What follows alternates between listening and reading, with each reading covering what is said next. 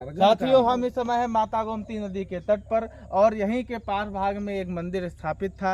मंदिर की स्थापना ग्राम समाज के लोग करवा रहे थे। ग्राम समाज की भूमि में ही लोग हैं, यानी वह मंदिर स्थापित किया जा रहा था, लेकिन किन्हीं विशेष कारणों से उस मंदिर को तोड़ दिया गया। चलिए आइए माता गोमती नदी के तट से वहां पर पहुंचते हैं। जैसा कि हम देख पा रहे हैं, यह माता गोमती नदी का पावन तट, जिसका अवलोकन आप लोग कर रहे हैं। और आइए अब हम चलते हैं माता गोमती नदी से उस मंदिर के ऊपर। जैसा कि देख पा रहे हैं, हम इस समय हैं जाटा बरौली ग्राम पंचायत के वियावान जंगलों में, जिसका अवलोकन आप लोग कर रहे हैं। यहाँ पर आपको पशुओं पे कुछ विशेष निशान दिखाई पड़ रहे होंगे। जो पशु माता गोमती नदी में पानी पीने आते हैं, उनकी भी आत्मा रोती है, क्योंकि पानी अन्य कहीं पर मिलता नहीं है। और माता गोमती नदी का जल दूषित है, लेकिन प्यास तो प्यास है। प्यास को किसी प्रकार से बुझाना है। प्यास को यानी कब तक हम रोके रह सकते हैं, इसीलिए आगे के क्रम में चलते हैं। जैसा कि देख पा रहे हैं, वियावान जंगलों में हम इस समय उपस्थित हैं और विभिन्न प्रकार के कटीले पेड़ लगे हुए हैं यहाँ पर, जैसा कि देख पा रहे हैं।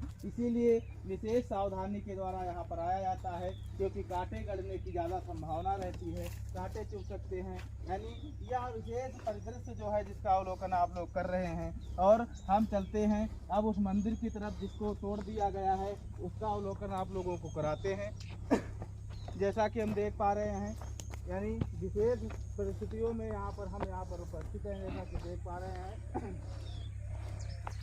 यह वो मंदिर है, पवित्र तीर्थ स्थल है, पावन धाम है, जिसका निर्माण ग्राम पंचायत के लोग कर रहे थे, लेकिन उसको तोड़ दिया गया, उसको क्षति पहुँचाई गई। जैसा कि हम देख पा रहे हैं, सरकारी कर्मचारियों के द्वारा बहुत सारी चीज़ें जो हैं, बहुत सारे लोग अवैध रूप से आबादी के ऊपर, ग्राम समाज की ज़मीन के ऊपर कब्जा किए हुए हैं। लेकिन ग्रामवासियों के द्वारा इस स्थान को, और यह बहुत पुराने समय से स्थान है, ऐसा नहीं है कि नवीन रूप में इसे बनाया गया है। जैसा कि हम देख पा रहे हैं, एक मंदिर उधर स्थापित है और इधर मंदिर स्थापित किया जा रहा था।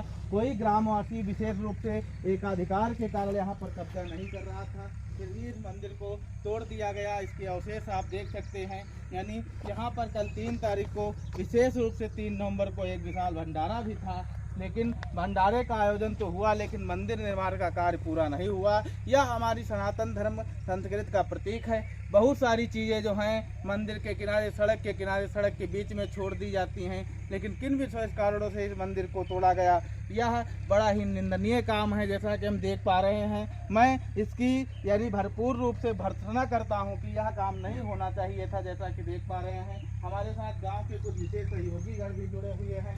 इधर एक पावन स्थान बनाया गया था, हवन यानी हवन स्थल बना हुआ है, और मंदिर को तोड़ दिया गया, जिसको हम देख पा रहे हैं। आइए आगे के क्रम में जब हम चलते हैं और यहाँ पर उपस्थित विशेष लोगों के द्वारा इस मंदिर के टूटने की पूरी कहानी जानते हैं। जैसा कि देख पा रहे हैं,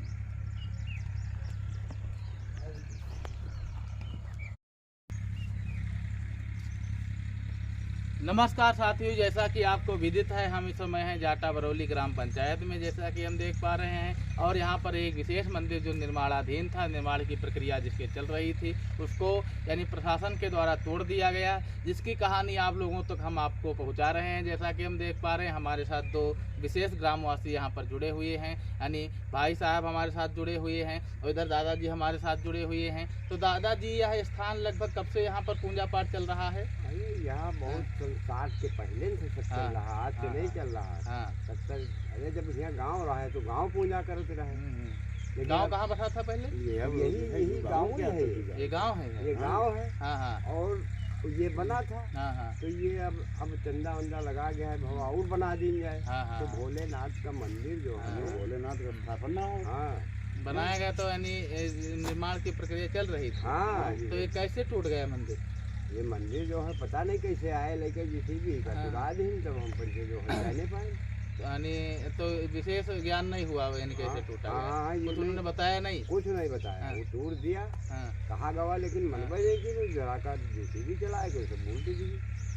तो किसी यानी विशेष व्यक्ति के द्वारा यहाँ उदंडता की गई कि यानी कोई नाम तो पता नहीं चला? नाम किसी के नहीं पता चला, किसको टूरवावा, किसके द्वारा वो आए टूरे, यो नहीं पता। ये उन्हें से मालूम हो सके, जो टूरिंग अधिकारी ने बताई साहब हो भाई। जैसा कि विभिन्न प्रकार की बहुत सारी आबादी जो है, बहुत सारी ग्राम समाज की ज़मीन जो है अवैध रूप से लोग कब्जा किए हुए हैं। सरकार को भी यह चाहिए था कि यहाँ पर कोई उनकी ज़मीन जो है उठाए नहीं ले जा रहा है या फिर उनकी ज़मीन को किसी प्रकार से दुरुपयोग नहीं किया जा रहा है, कोई एक व्यक्ति एकाधिकार भी नहीं कर रहा है। ये ग्राम सभा की ज़मीन है और ग्राम पंचायत में ग्राम सभा के लोग ही इसमें यहाँ पर एक मंदिर की स्थापना करना चाहते थे। पहले वह विभिन्न प्रकार की ज़मीन जो यानी अवैध रूप से एकाधिकार व्यक्तियों को द्वारा उस पर किया गया है, सरकार को उसको भी पहले मुक्त कराना चाहिए। यानी यह सामाजिक ज़मीन है, सरकार जब चाहती तो यह सरकारी ट्रस्ट में ज़मीन चली जाती, लेकिन यह काम जो है अत्यंत रूप से निंदनीय है। मैं सरकार के इस काम की भरपूर रूप से भर्त्सना करता हूं और आग्रह करता हूं कि यानी इस मंदिर का निर्माण भी यानी विशेष रूप से यानी प्रशासनिक अधिकारियों से निवेदन भी है कि इस मंदिर के निर्माण में अपना सहयोग करें और आगे की प्रक्रिया को आगे बढ़ाएं। आप लोगों का हमारे साथ बने रहने के लिए बहुत बहुत धन्यवाद।